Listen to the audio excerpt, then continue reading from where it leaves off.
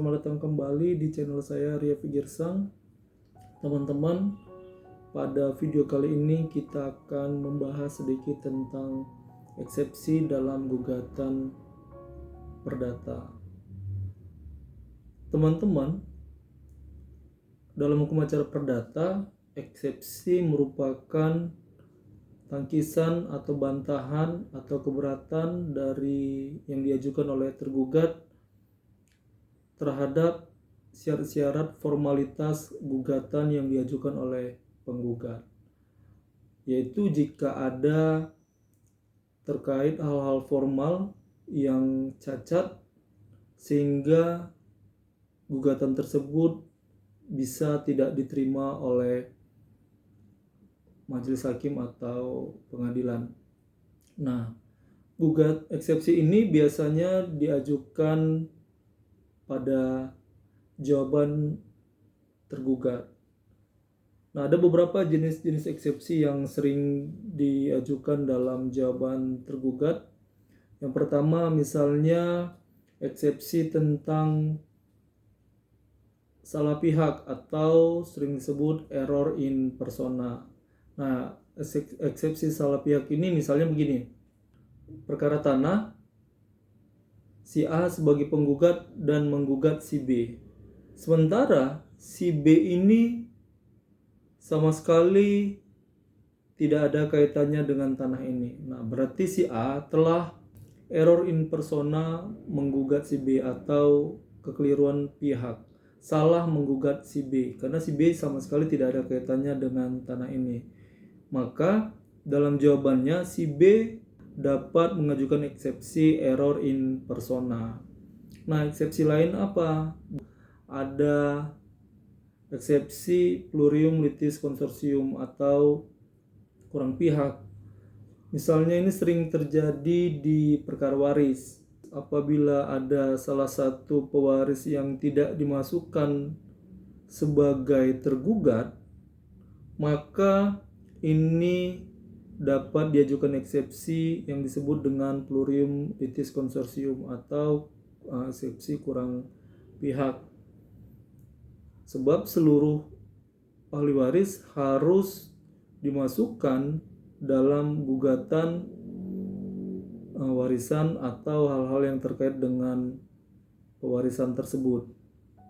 Nah, ada lagi yang disebut dengan eksepsi gugatan kabur atau obscur libel.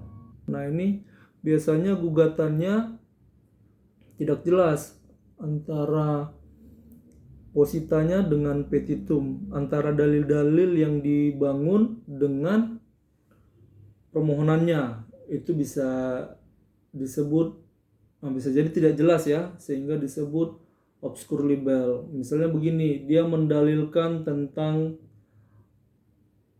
perbuatan melawan hukum, tapi dalam petitumnya berbicara tentang wan prestasi atau meminta supaya dinyatakan si tergugat itu wan prestasi, bisa aja begitu, atau sama sekali tidak susah dimengerti apa maksud gugatannya ini begitu. Jadi itu yang dapat diajukan eksepsi obscur libel atau gugatan kabur. Eksepsi lain yang ada adalah eksepsi misalnya legal standing. Ya, ini eksepsi tentang bahwasanya penggugat tidak memiliki legal standing atau kedudukan hukum sebagai penggugat. Misalnya dalam sengketa tanah, si penggugat menggugat si A, atau si penggugat adalah si A, dia menggugat si B.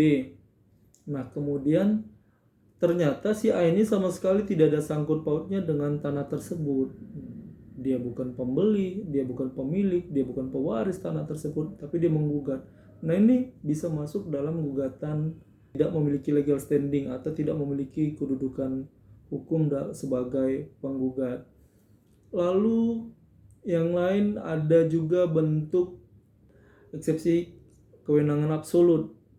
Eksepsi ini adalah yang mempertanyakan kewenangan pengadilan dalam menangani perkara tersebut. Misalnya begini, antara pengadilan tata usaha negara dengan pengadilan negeri, misalnya terkait tentang tanah.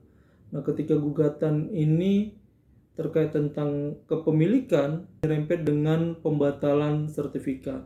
Nah, ketika dalam gugatan di Pengadilan Negeri Medan meminta tentang pembatalan sertifikat, biasanya tergugat dapat mengajukan eksepsi kewenangan absolut dengan dalil bahwasanya pembatalan sertifikat itu bukan kewenangan pengadilan negeri, melainkan pengadilan tata usaha negara. Nah, itu beberapa eksepsi yang sering muncul di dalam jawaban dari tergugat atas gugatannya penggugat.